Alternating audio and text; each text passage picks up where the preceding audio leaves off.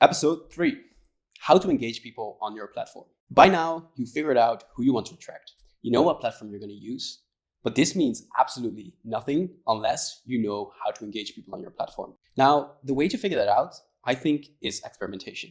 And we're doing the same. We don't know if what we're doing is going to work yet. So the key focus of our experiments is human connection.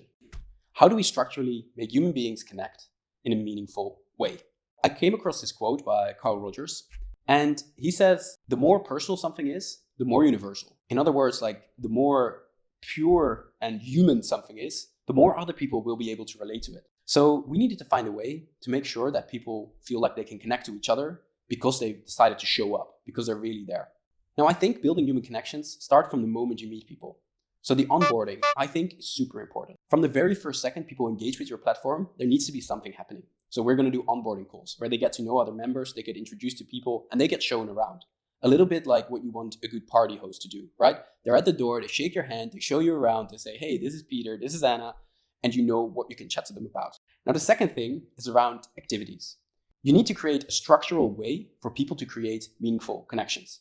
So to create meaningful connections, we can really draw up on our own experience. And I think there's 3 things we've discovered that really make people connect. First thing, take action.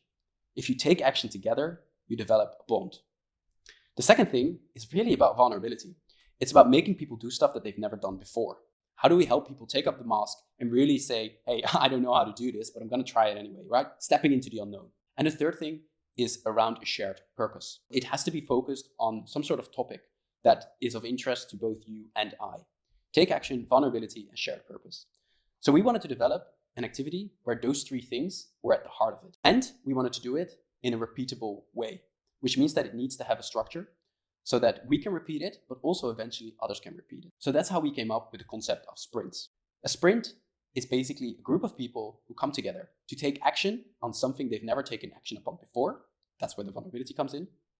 And they're going to do this around a topic that they actually enjoy. Something that they want to start. So it might be copywriting, storytelling, habits, meditation, whatever it is, but something that they've actively signed up to. But then there's a third part, which I think is incredibly important.